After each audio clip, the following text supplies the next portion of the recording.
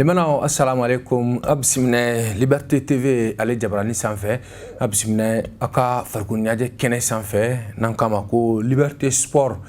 bi Liberté Sport ni a segele an ka kene kan bi an b'a fana dɔrɔn an bɛna kuma bakuruba minnu kan Liberté Sport ka Liberté TV jabarani kan o de filɛ nin ye Championnat national Ligue 1 Orange ale journée 16 a ballontan 9 bɛɛ lajɛlen kɛra a jaabiw ani jɔyɔrɔ ko bɛ cogo min na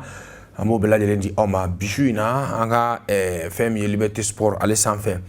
n'an bɔr'o la championnat de deuxième division Bamakɔ ale kɔnɔna la ale fana première journée kɛra dɔgɔkun tɛmɛnen a jaabiw ani jɔyɔrɔ ko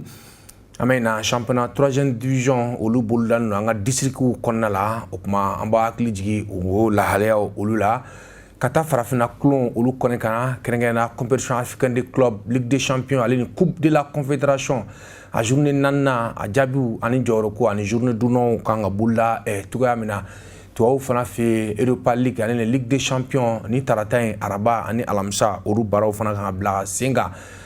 segin kɔ Bamakɔ kɔnɔna na dɔrɔn Isa Siribe ale bɛna yɛrɛ sɔnni ale y'a yɛrɛ nɔra bila Bamakɔ ligi ale ɲamaya ko la san 4 kura o dira ale ma a kɛra sibiri tɛmɛnen ɲinɛ minɛ kɛ an taabolo ye bi jɛmukan Liberté Sport ale kɔnɔna la kɛnɛ min bɛna sigi a balimakɛ n'aw denkɛ Lahaw Ture ale fɛ Liberté Sport an filɛbagaw an bɛ foli kura y'aw ye tuguni bi an b'a daminɛ championnat national Ligue 1 Orange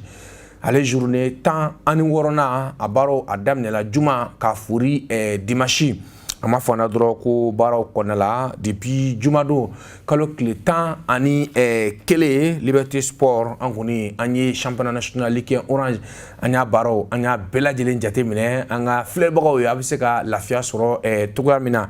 o la dɔrɔn ASOM ale min bɛ kɔfɛ journée 15 kun kɔnɔna la ASOM ale tun bɛ jɔyɔrɔ laban na ale kun ma sebaya sɔrɔ a kun ye 28 a kun y'o de sɔrɔ a kun buruna siɲɛ 7 o kuma ASOM ale kɔni y'a ka sebaya fɔlɔ sɔrɔ Union Sportive de Buguba ale ɲa kan 2 ani Kalangolo nin y'ale ka sebaya fɔlɔ ye après journée 16 o kɔnɔna la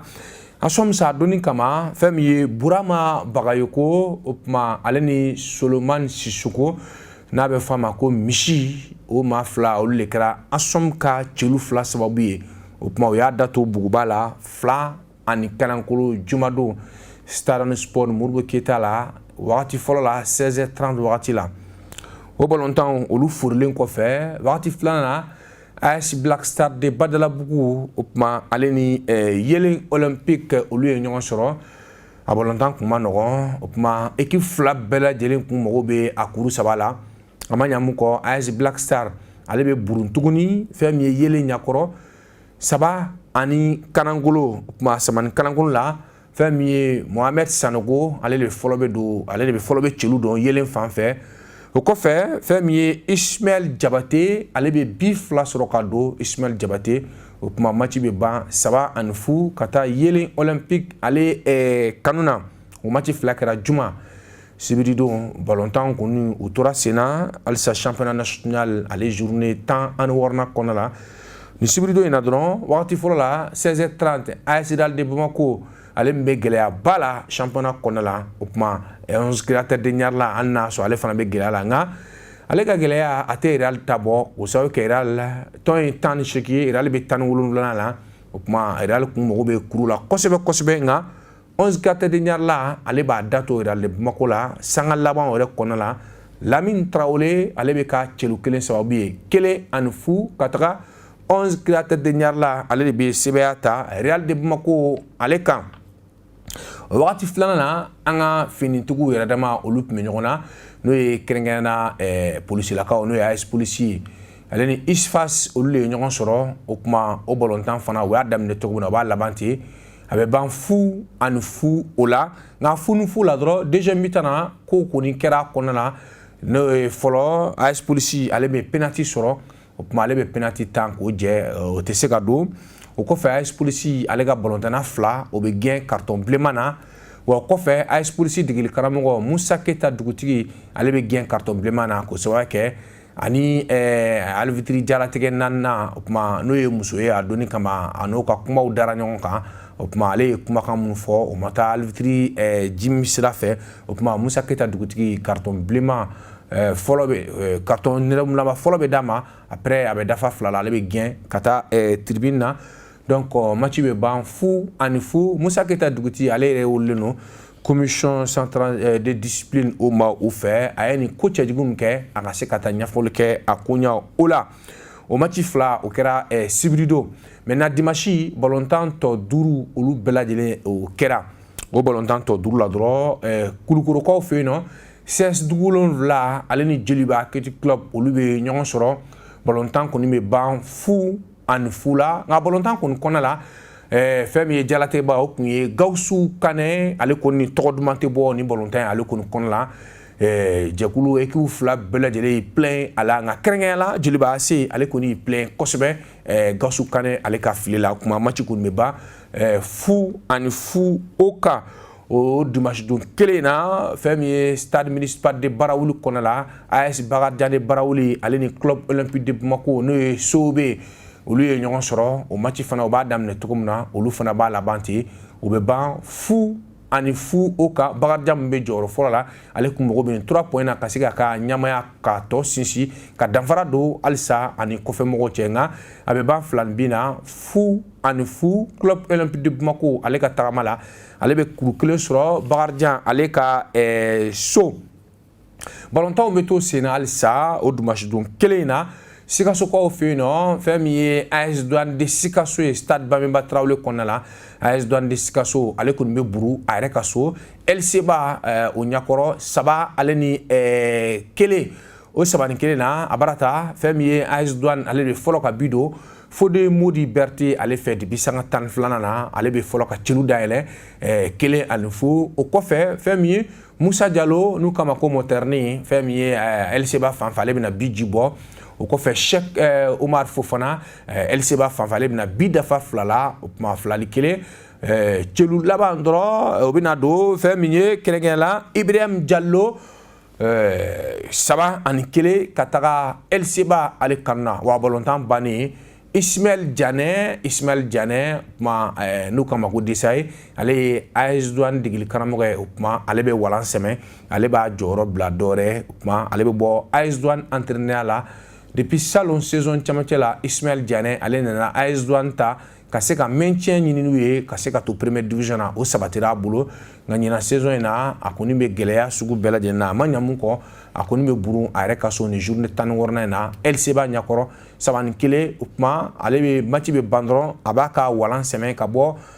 AS Douane degeli karamɔgɔya o la o dimanche don kelen in na Bamako yan nɔ stade sport Modibo Keyita la 18h30 wagati la association sportive de Korofina ASCO o kuma ale ni union sportive de Sergi Kita olu bɛ ɲɔgɔn sɔrɔ match kɔni bɛ ban 1 ani 1 o la o 1 ni 1 na dɔrɔn fɛn min ye ASCO fanfɛ u ka Dawuda Kulubali ale de fɔlɔ bɛna celu don sanga 31 na o kuma an tatɔ mi-temps yɛrɛ la fɛn min ye Burama Siribe US Kita fanfɛ ale bɛ celu ji bɔ ka ban 1 ani 1 na ASCO ale ni union sportive de Sergi Kita u ni ɲɔgɔn cɛ match bɛ ban 2 na o kuma o don kelen na Bamako yan nɔ 16h30 wagati la stade sport Modibo Keyita la stade Malien de Bamako ale tun bɛ ka bisimila ye Afrique Foot Elite fɛ n'o ye AFE ye a ballontan kɔni bɛ ban 2 ani fu ka taa stade Malien de Bamako ale kanu na o kuma a 2 ni fu la dɔrɔn stade ale fanfɛ Seydou Koyita ale de bɛna bi fɔlɔ sɔrɔ ka don stade ale fanfɛ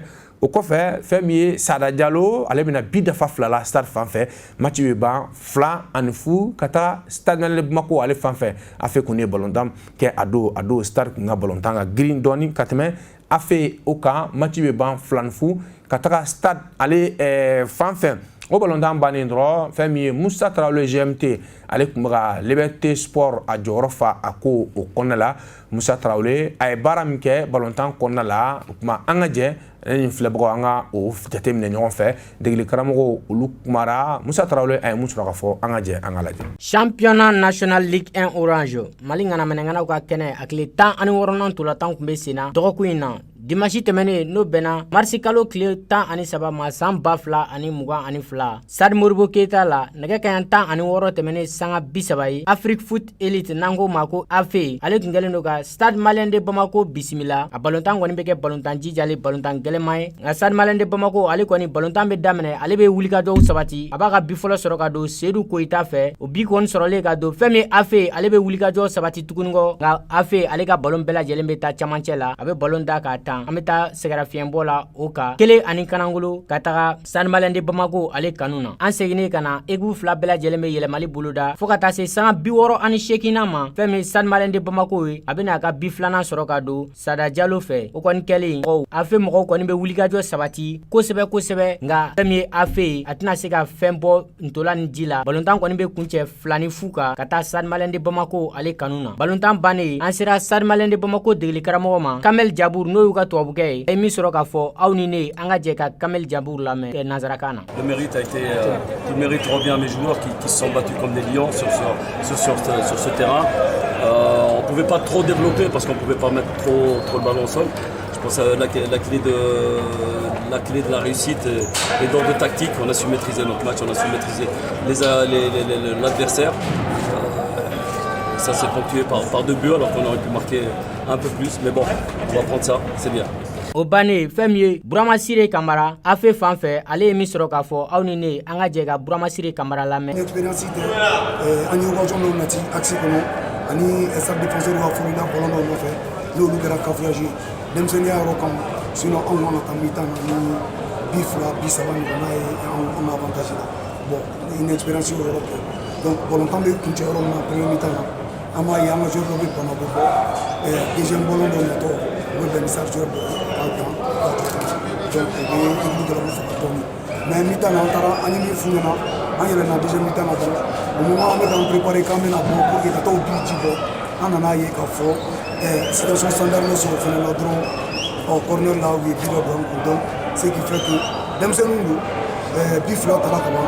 u bolo ko balontan banna alors que balontan ma ban an tun tɛ se ka na parce que balontan na temps na vidéo ma fili fɛn bɛɛ b'a kɔnɔ donc an binna mais baara min kɛra je vois que évolution bɛ ka na parce que u bɛ denmisɛnninw ye u b'u ta yɔrɔ dɔn u b'u na yɔrɔ dɔn u bɛ se balontan na fɛnɛ a tɔ ye min ye an ka erreur minnu bɛ yen nɔ an k'olu corriger parce que ɲinan an y'u fɛnɛ san fɔlɔ ka se première division na a ma nɔgɔn ni Ala sɔnna ma an bɛ baara kɛ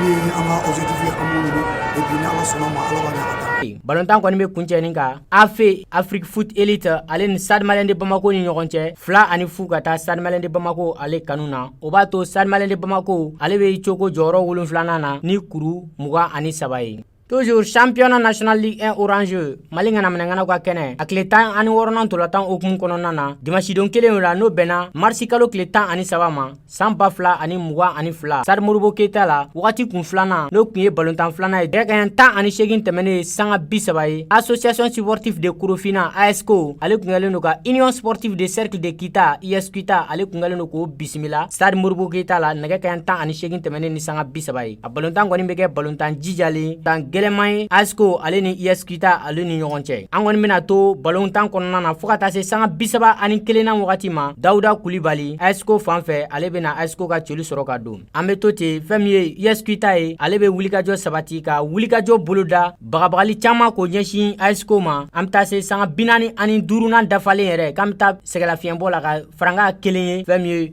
IS Kita ye ale bɛna ka bi di bɔ Burama Sidibe fɛ sanga 45nan faranga 1 faralen a kan Burama Sidibe ale bɛna IS Kita ka bi sɔrɔ ka don an bɛ taa sɛgɛlafiɲɛbɔ la o kan 1 ani 1 ASCO ale ni IS Kita olu ni ɲɔgɔn cɛ an seginnen ka na équipe fila bɛɛ lajɛlen yɛlɛmali kɛ nka o ma se ka fɛn falen sukɔri na sukɔri kɔni tora cogo la balontan kɔni banna 1 ani 1 IS Kita ale ni ASCO olu ni ɲɔgɔn cɛ balontan bannen an sera degeli karamɔgɔ ma Ousmane Gindo n'ale IS Kita degeli karamɔgɔ ye Ousmane Gindo a ye min sɔrɔ k'a fɔ aw ni ne an ka jɛn c'était un match difficile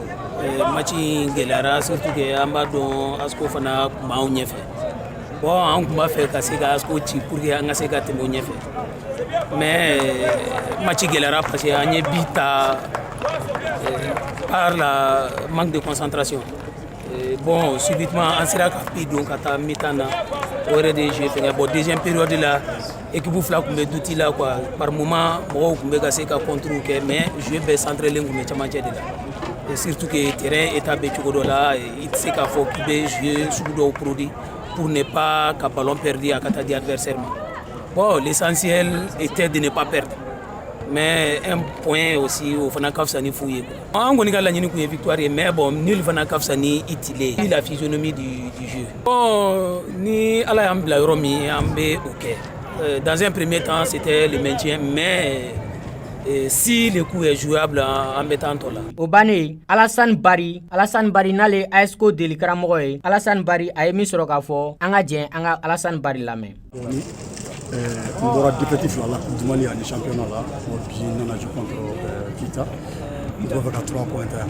Mais à la Amania, on a bido, mais on peut la bite à erreur la garder, ballon mais qu'à pour qu'à bite, les passeurs ont réagi, bon on va volontaire là. Après une deuxième bise, ni Aman Noya, le bureau venait au jeu, pour qu'il y ait une fatigue, on lui a mis comme une 6 ans. Il faut tout faire avec la partie. Il m'a parti à Caen. Bon, on va préparer une banane au secrétaire de Béjour, on va d'abord de Bissine. Il faut faire une équipe Bado. Parce qu'on va la nina, quand fin que on m'a mis solo. Un point de Angela de Cardas la solo. Non, podium, on m'a dit là. Balontan kɔni bɛ kuncɛ ni cogo la ko ale ni IS Kita ni ɲɔgɔn cɛ 1-1 Stade Modibo Keita la hali ni y'a sɔrɔ IS Kita depuis ale degeli karamɔgɔ falen Ousmane Guindo nani bi cɛ IS Kita ale kɔni kɛlen don gosibalini ye championnat national Ligue 1 Orange o kɔnɔna na. Voilà, donc ni tu ye championnat national Ligue 1 Orange ale jaabiw ye teliya la an b'a hakili jigin dɔrɔn k'a fɔ ko Asom ale ye Buguba ci 2 ani Kanangolo yele o kuma ale y'a da to AS Black Star la 3 ale ni Kanangolo Real ale buruna 11 ga tɛden ɲari la ɲakɔrɔ 1 ani Kanangolo AS Police ni Isfasi fu ani fu dugulon vla ni jeliba fu ani fu ba fɛn min ye AS Black Star AS Bakar Diané Barawuli ni Sobe fu ni fu AS Douane de Sikaso ale buruna yɛrɛ ka so fɛn min ye LCB ɲakɔrɔ 3 ale ni 1 afe buruna Stade ɲakɔrɔ 2 ani Kanangolo ASCO ale ni US Kita olu ye filani kɛ 1 ani 1 o kuma ni journée 10 ani wɔɔrɔnan in na o kɔrɔ ko championnat tɔ ye journée 1 n'o ye phase ale match 9 min kɛra ni journée 14nan in na o kuma sebaya 5 o de sɔrɔla o bɛ bɛn défaite 5 o ma match nul 4 o de kɛra bi 10 ani 4 o de donna ni journée 10 ani wɔɔrɔnan in na o kuma championnat yɛrɛ daminɛ ani sisan cɛ n'i y'a jateminɛ an ye journée 16 min kɛ a bɛnna match 100 ani 40 ani 4 a bɛnna o de ma championnat daminɛ ni sisan cɛ o kuma sebaya 70 ani 9 o de sɔrɔla o bɛ défaite 70 ani 9 ma o kuma match nul 60 ani 5 an y'o de sɔrɔ championnat la bi mun donna championnat Ligue 1 a daminɛ ni sisan cɛ o bɛ bɛn bi 200 ani 30 ma 230 bi o de donna championnat Ligue 1 a daminɛ ani sisan cɛ voilà n'a ma ɲa journée 16nan o tira donc jɔyɔrɔ ko olu bɛna bila sen kan championnat daminɛ ani sisan cɛ AS Bakar Diané Barawuli ale de bɛ jɔyɔrɔ fɔlɔ la ni kuru 30 ye o kuma parce que a ye match nul de kɛ ni journée la donc ale bɛna kuru 30 o la jɔyɔrɔ filanan Joliba Cricket Club ale fana bɛ ye match nul de kɛ ale ye jɔyɔrɔ filanan ye kuru 20 ani 5 jɔyɔrɔ sabanan association sportive de Korofina ASCO kuma ale fana ye kuru 20 ani 5 ye goal différentiel particulier Joliba ale y'a da to ASCO la o kuma Joliba ale bɛna jɔyɔrɔ filanan ta o kuma ASCO bɛ to jɔyɔrɔ sabanan na nka tɔn fila bɛɛ lajɛlen ye kuru 25 jɔyɔrɔ 4nan AS Police kuru 23 o ye jɔyɔrɔ 4nan jɔyɔrɔ 5nan 11 Gata de Ɲarla kuru 23 jɔyɔrɔ 6nan Union Sportive de Cercle de Kita kuru 23 jɔyɔrɔ 7nan Stade Malien de Bamako kuru 23 o kuma jɔyɔrɔ 8nan CS Dugulonfila o bɛ kuru 21 na Sobe ale bɛ jɔyɔrɔ 9nan ale fana ye kuru 21 kuma jɔyɔrɔ 10nan Isfas kuru 20 o b'ale bolo dugumala dɔrɔn i b'a ye k'a fɔ jɔyɔrɔ 15nan US Buguba ale bɛn'i jɔ yen nɔ jɔyɔrɔ 15 la kuru 10 ani 6 o b'ale bolo AS Douane de Sikaso ale bɛ jɔyɔrɔ 16nan na kuru 15 o kuma Real de Bamako ale bɛ jɔyɔrɔ 17nan na kuru 14 Asom ale bɛ jɔyɔrɔ 18nan na ni kuru 10 ani 1 voilà o tun ye championnat national Ligue 1 Orange après 16 journées an ye jaabi min sɔrɔ o la o tun ye o ye an te bo balontan kɔnɔ la an bɛ to a kɔnɔ la aw kana ɲina ani Liberté TV Liberté Sport an b'o de di aw ma ni sanga in na Liberté TV ale sanfɛ kuma an bɛ taa championnat de deuxième division na Ligue de Bamako saison sportive 2021-2022 ale première journée depuis araba tɛmɛnen a baaraw daminɛla ka kuncɛ juma tɛmɛnen a journée fɔlɔ in na jaabi min sɔrɔla o de filɛ nin ye fɛn min ye Leader Academy ale buruna Africa Foot o ɲɛkɔrɔ 1 ani Karangolo KGT sa ka bɔ district 1 na ale fana buruna fɛn min ye Guerrier du Mande ɲɛkɔrɔ ka bɔ district 4 la o kɛra 2 ani 1 FC Massa ka bɔ Sanfil la FC Massa o kuma ale sɛbɛya ale y'o ta fɛn min ye ASCB ɲakɔrɔ ka bɔ district 6 la o kɛra 1 ani Kalangolo FC Alaye ale ni FC Lakika walima Lakika FC olu fana dɛsɛra ɲɔgɔn na fu ani fu a première journée jaabu la hali sisan FC Semaine ka bɔ district 3 la ale mun yɛlɛnna sisan deuxième division na o kuma ale y'a da to FC Jara la 3 ani 2 AS Arc-en-Ciel la ka bɔ district 2 la hippodrome na o kuma ale fana y'a da to FC Gassou la 1 ani Kanangolo Binga FC ale y'a da to Centre Salif Keita la CSK o kɛra 2 ani Kanangolo match laban dɔrɔn AS Pays-Bas kuma ale ni Asie FC o kɛra 2 ni 1 ka taga AS Pays-Bas ale de gagna a match o la voilà o tun ye première journée championnat deuxième division Ligue de Bamako ale ka compétition o do Binga ale bɛ to ɲamaya la o la kuru 3 ka faranga o ye 2 ye FC Semaine jɔyɔrɔ 2nan kuru 3 ka faranga o ye 1 ye o kuma AS Pays-Bas jɔyɔrɔ 3nan kuru 3 a ka faranga o ye 1 ye voilà o kuma minnu batira olu bɛ duguma n'o ye Leader Academy ASCB FC Gassou ale ni Centre Salif Keita ka fara KGT Asie FC o kuma ale ni FC Jara olu bɛɛ lajɛlen kuru gansan ye n'o ye 0 point an tɛ bɔ Ligue de Bamako kɔnɔ an b'a fɔ dɔrɔn désormais Ligue de Bamako ale ye ɲama kura sɔrɔ président sortant n'o ye Issa Siribe ale bɛna a yɛrɛ nɔna bila san 4 kura o dira a ma o kuma k'a ka tɛmɛ ni a ka baaraw ye ni élection kalafili Ligue de Bamako kɔnɔ la a kɛra sibiri tɛmɛnen kalo tile 12 Issa Siribe o kuma désormais ale bɛna a yɛrɛ nɔna bila Issa Siribe mun depuis fɛn min ye 2019 ale octobre kalo tile 17 la ale tun kɛra Ligue de Bamako président ye Kassim Koulibaly Yambox ale de bɔra yen ka na ni Issa Siribe Yambox ale taara Fédération Malienne de Football o premier vice président la o kuma Issa Siribe ale tun ye vice président o kuma ale bɛna présidence ta depuis 2019 au octobre kalo tile 17 o kuma sisan fɛn min ye mandat kura san 4 o dira a yɛrɛ ma k'a ka tɛmɛ ni a ka baaraw ye kuma Bamako balontan ani Mali balontan n'a ɲɛta b'o bolo o kuma an bɛ Ala deli Ala ka a sɔn si ani fɛn min ye labanko ɲuman Ala k'o di an n'a ma an ka Bamakɔ n'i y'a mɛn Mali Bamako don Bamako balontan bɛ se ka sanu yɛrɛ sɔrɔ cogo min na Issa Siribe ale ye maa 15 o de ye kala ta ale ye k'a ka to a ɲɔ la ani maa min tun b'a ɲɔfɛ o ye Assane Cissé a cɛ 2 bɛɛ lajɛlen tun bɛ Ligue de Bamako bureau la o kuma Assane Cissé maa 10 o ye kala ta ale ye o kuma Assane Cissé o kuma ale ma se ka dɔ wɛrɛ sɔrɔ maa 10 o kɔ bravo félicitations président sortant président kura Issa Siribe n'an bɔr'o la an bɛ to balontan kɔnɔ la nka an bɛ taa district 2 la olu ka championnat de 3e division 2021-2022 o fana baaraw o bɛ senna nin waga in na an b'a fɔ dɔrɔn a journée 5nan a kɛra groupe fɔlɔ ani groupe 2nan bɛɛ lajɛlen kɔnɔ la groupe fɔlɔ la dɔrɔn fɛn min ye AS Golona ale ni FC Bagadaji olu ye 2 min kɛ 2 ni 2 1 ni 1 o tɛmɛna Fudo kuma ale ni ASQ o ni ɲɔgɔn cɛ kuma 3 ni 2 ASMK n'o ye association sportive Mariam Kone ale y'a da to JB la saba ale ni 2 fɛn min ye Université Football Club de Bamako n'o ye UFCB kuma ale fana buruna Tamaoura FC ɲakɔrɔ kɛra 2 ani 1 CSB Centre Sportif de Bamako ale buruna Tonnerre FC ɲakɔrɔ 2 ani 1 o kun ye groupe fɔlɔ ye alors que groupe filanan ale ye groupe B olu ka journée filanan halisa an bɛ championnat 3e division district D an b'o de kɔnɔ la o kɛra sibiri tɛmɛnen groupe filanan sibiri tɛmɛnen na dɔrɔn AS Jetu ale ni Kofort FC 4 ani 2 ka taa AS Jetu ale kanu na fɛn min Able Foot de Bagadaji ale y'a da to AS Kalkas de Bagadaji la 1 ani Kanangolo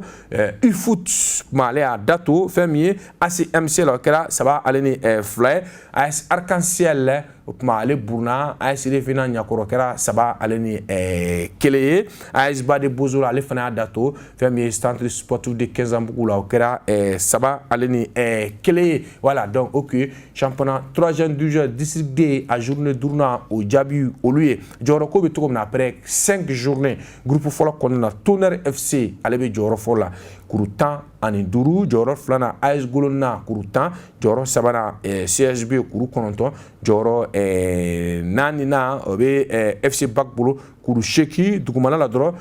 jɔyɔrɔ 9nan ASQ kuru 1 jɔyɔrɔ 10nan mun b'a kuncɛ AJB kuru gansan groupe fɔlɔnan n'o ye groupe B ale fana ka jɔyɔrɔ ko après 5 journées championnat D3 district D jɔyɔrɔ fɔlɔ eFoot kuru 11 filanan Ablo Foot kuru 10 sabanan o bɛ ACMC bolo kuru 8 ale ka faranga o ye 3 ye jɔyɔrɔ 4nan AS Kalkasi ale bɛ yen nɔ kuru 8 a ka faranga o ye 1 tɔn 5 o de bɛ kuru 8 na o tɔn 5 ACMC AS Kalkasi AS Revena AS Seko AS Ba o kuma olu bɛɛ lajɛlen bɛ kuru 8 o la dugumana la Kofor FC kuru 1 o ye jɔyɔrɔ 9 jɔyɔrɔ 10 laban CSQ kuru gansan ale ye match 5 match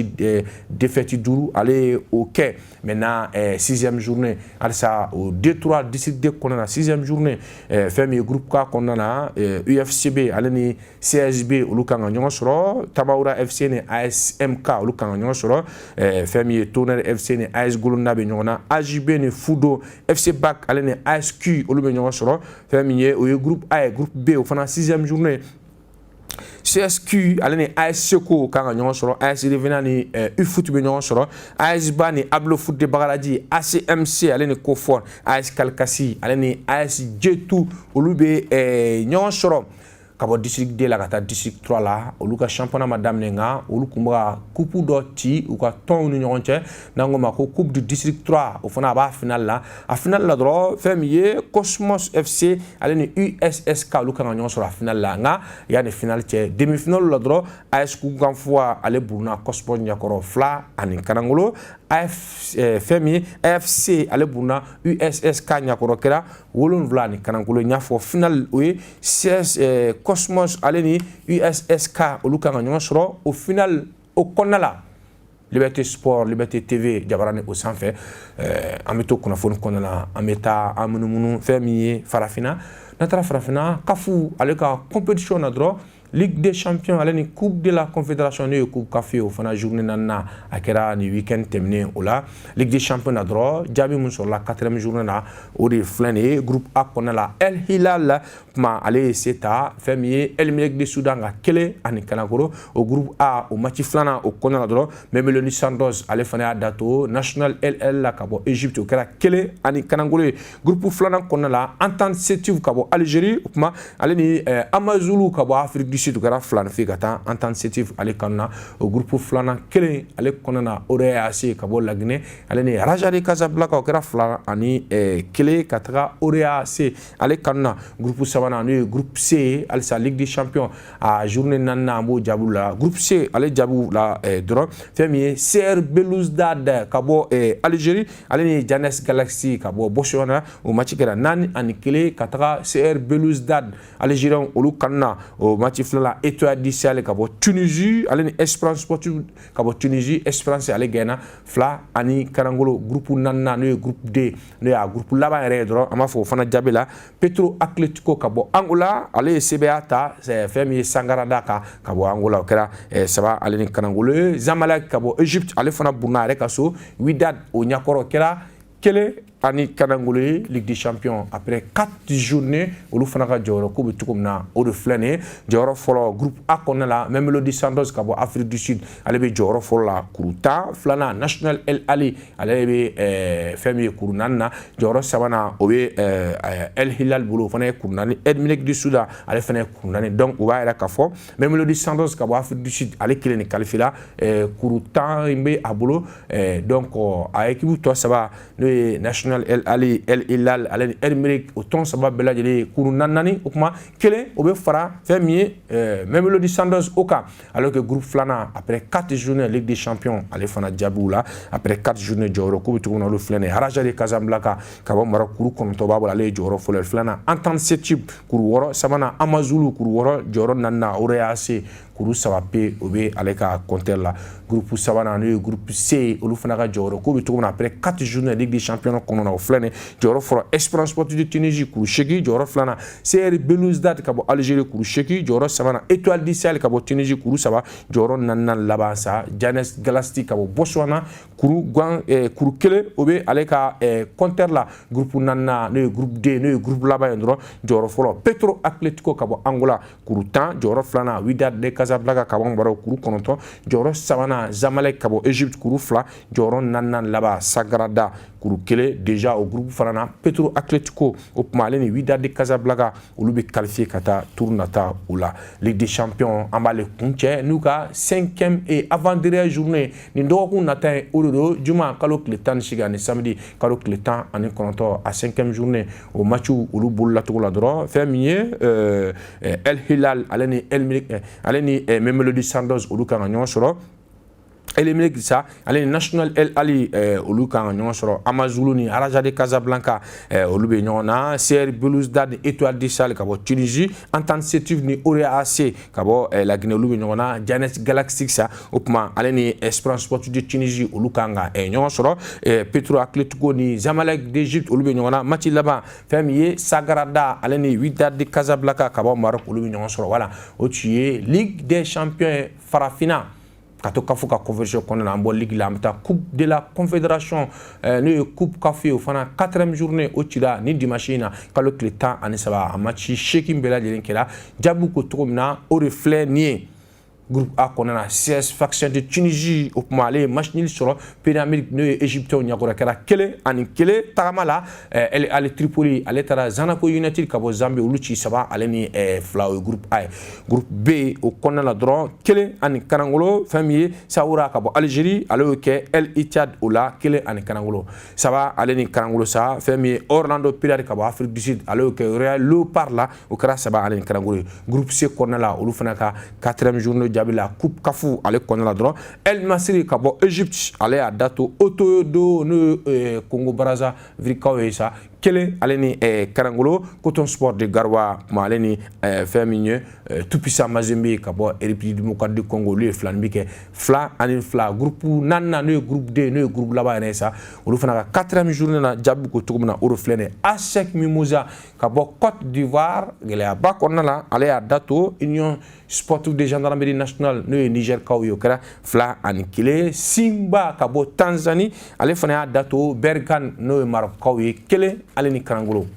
o fana coupe kafu après 4 journées olu fana ka jɔyɔrɔ ko bɛ cogo min na o de filɛ nin ye jɔyɔrɔ fɔlɔ groupe A kɔnɔna na Pyramide kuru 10 filanan El Ahly de Tripoli kuru 9 sabanan c'est fɛn min ye Club Faction de Tunisie o bɛ yen nɔ kuru 4 jɔyɔrɔ laban 4nan Zanaco United ka bɔ Zambie u gansa ale ye 0 points 4 matchs 4 défaites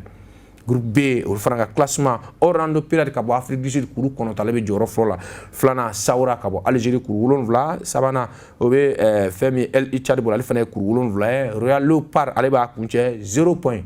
groupe C après 4 journées olu fana ka jɔyɔrɔ ko El Masry ka bɔ Égypte kuru 7 filanan Tout-Puissant Mazembe kuru 7 sabanan Otoyodo kuru 4 ka bɔ fɛn min ye Congo Brazza 4 laban Coton Sport de Garoua kuru 3 ka bɔ Cameroun groupe D n'o ye groupe laban ye fana après 4 journées olu fana ka jɔyɔrɔ ko cogo min na coupe CAF kɔnɔna na o de filɛ nin ye fɔlɔ Simba de Tanzanie kuru 7 filanan ASEC Mimosa ka bɔ Côte d'Ivoire kuru 6 sabanan Berkane ka bɔ Maroc kuru 6 o b'ale bolo jɔyɔrɔ 4nan o bɛ Union Sportive de Gendarmerie nationale kuru 4 pe o b'ale de bolo Coupe de la Confédération à 5e et avant-dernière journée dimanche nata o de do dimanche nata n'a bɛ kalo tile 20 o ma groupe fɔlɔ kɔnɔna la ani ni groupe filanan groupe 4 bɛɛ a matchw bɛɛ bɛ kɛ ni dimanche na fɛn min ye El Ahly Tripoli ale ni Pyramide olu bɛ ɲɔgɔn sɔrɔ El Masry ni Coton Sport de Garoua ka bɔ Cameroun olu bɛ ɲɔgɔn sɔrɔ ASEC Mimosa ni Simba de Tanzanie olu kan ka ɲɔgɔn sɔrɔ Otoyodo ale ni fɛn min ye tout puissant Mazembe olu kan ɲɔgɔn sɔrɔ Saoura ni Orlando Pirates ka bɔ Afrique du Sud, Union des sportifs de gendarmerie nationale ka bɔ Égypte ka bɔ Niger ale ni Berkane mi ɲɔgɔn sɔrɔ, Zanaco United ka bɔ Zambie ale ni Club Faction de Tunisie olu kan ɲɔgɔn sɔrɔ, El Ittihad ale ni fɛn Léopard olu kan ka ɲɔgɔn sɔrɔ. Voilà, o qui est Coupe de la Confédération, Ligue des Champions, Europe ale ni Europa League ni mardi kalo tile 13 ni mercredi kalo tile 16 o fana 8e de finale match commencé o match laban olu kan ka bila sen kan ani Europa League alamisa nata kalo tile 19 affiche la dɔrɔn Ligue des Champions na match laban na dɔrɔn fɛn min ye mardi kalo tile 15 Ajax d'Amsterdam ka bɔ Pays-Bas walima Hollande ale ni Benfica ka bɔ Portugal olu kan ka ɲɔgɔn sɔrɔ match ale la u kun ye filanni kɛ fila ale ni fila Manchester United ka bɔ Angleterre ale ni fɛn min ye Atlético Madrid ka bɔ Espagne olu fana kan ka ɲɔgɔn sɔrɔ match ale u kun kɛra 1-1.